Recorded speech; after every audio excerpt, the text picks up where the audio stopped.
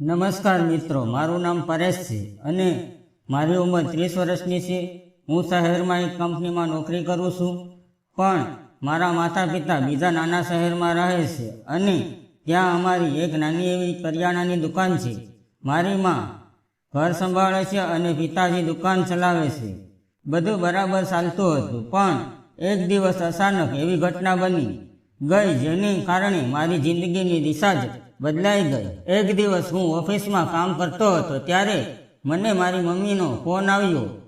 મમ્મીનો રડતો અવાજ સાંભળીને હું હડબડી ગયો। એણે કહ્યું કે તારા પિતાજીને અચાનક હાર્ટ એટેક આવ્યો છે અને તેમને તાત્કાલિક ઓપરેશનની જરૂર છે।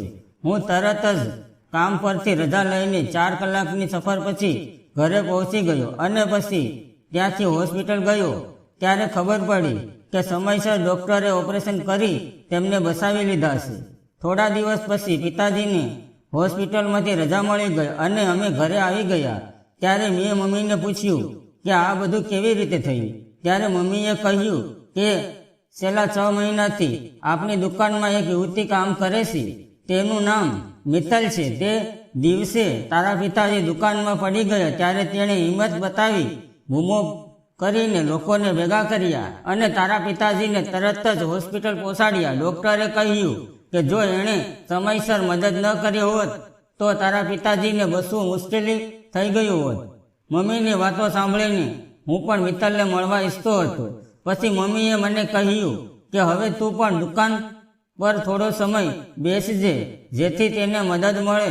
બીજે દિવસે સવારે હું દુકાન પર ગયો ત્યારે મેં જોયું કે એક સુંદર યુવતી ગ્રાહકોને સામાન આપી રહી હતી। મેં તેની પાસે જઈને કહ્યું, હું આ દુકાનના માલિકનો દીકરો છું, પરેશ। એણે હસીને હાથ આગળ કર્યો અને કહ્યું, મારું નામ મિત્તલ છે।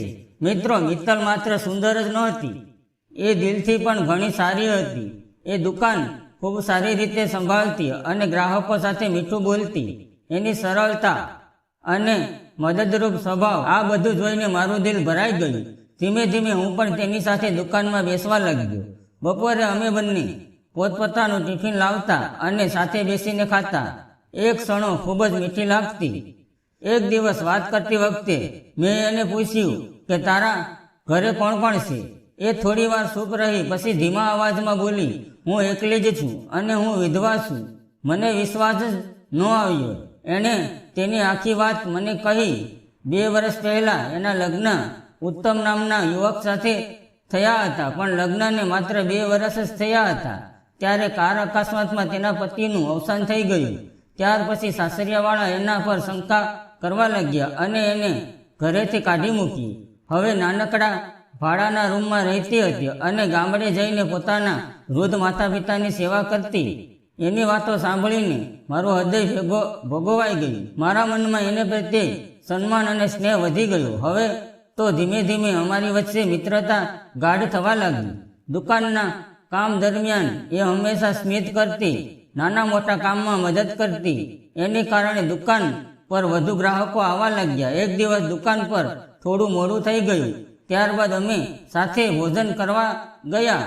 એ સાંજ પછી મને લાગ્યું કે હવે મારા મનમાં મિત્તલ માટે માત્ર આકર્ષણ જ નહીં પણ સાચો પ્રેમ જામ્યો છે।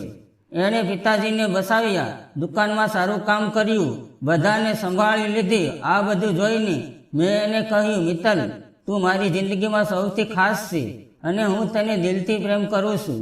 તેની આંખોમાં આંસુ સાથે કહ્યું, પરેશ, હું વિધવા છું, તમારા માતા પિતા શું કહેશે? મેં તેનો હાથ પકડીને કહ્યું, તારા જેવી સાચી, સમજદાર અને દિલથી સારું કરનારી યુવતી મને બીજે ક્યાંય નહીં મળે। મારા માતા પિતા ચોક્કસ તને સ્વીકાર કરશે। પછી મેં ઘરે જઈને માતા પિતાને વાત કરી। શરૂઆતમાં તેઓ ચૂપ રહ્યા, પછી મમ્મીએ મારા માથે હાથ ફેરવીને કહ્યું, બેટા, સ્ત્રી વિધવા થઈ ગઈ એટલે શું? એને પણ જીવન જીવવાનો અધિકાર છે। જો તને ગમે છે તો અમને પણ એ પસંદ છે। મારા પરિવારની સહમતિથી અમે મિત્તલના માતા પિતાને મળવા ગયા। તેઓ ગરીબ હતા પણ દિલથી ખૂબ સારા હતા। તેણે પણ અમારા સંબંધને સ્વીકાર કર્યો। થોડા સમયમાં ખૂબ ધામધૂમથી અમારા બંનેના લગ્ન થઈ ગયા। હવે હું કંપનીની નોકરી છોડીને મિત્તલ સાથે દુકાન ચલાવું છું અને અમે બંને સાથે કામ કરીએ છીએ। સાથે હસીએ છીએ, સાથે જિંદગી જીવીએ છીએ. આજે અમારા પરિવારનું સુખ શાંતિથી ભરેલું ઘર છે. મિત્રો, જીવનમાં મુશ્કેલીઓ તો આવી જ છે, પણ સાચો પ્રેમ, સાસા સાસી માનવતા અને પર સહાનુભૂતિ જીવનને સુંદર બનાવી છે. તમને શું લાગે છે? શું મારો નિર્ણય સાચો હતો? કોમેન્ટમાં જરૂર કહેજો. જો તમને આ વાર્તા પસંદ આવી હોય તો વિડીયોને લાઈક કરો, શેર કરો અને ચેનલને સબસ્ક્રાઇબ કરવાનું ભૂલશો નહીં. મિત્રો, વાર્તામાં આવેલા નામ, પાત્ર અને ઘટના ફક્ત કાલ્પનિક હતા. તેનો કોઈ પણ વ્યક્તિ સાથે સંબંધ નથી, અને જો આવું બન્યું હોય તો એ એક સંયોગ છે. આ વાર્તા ફક્ત કાલ્પનિક છે, શૈક્ષણિક હેતુ માટે બનાવવામાં આવી હતી. ફરી મળીશું આવતીકાલે. મિત્રો, ત્યાં સુધી આવજો. વિડીયો પૂરો જોવા બદલ આપ સૌ મિત્રોનો દિલથી ખૂબ ખૂબ આભાર.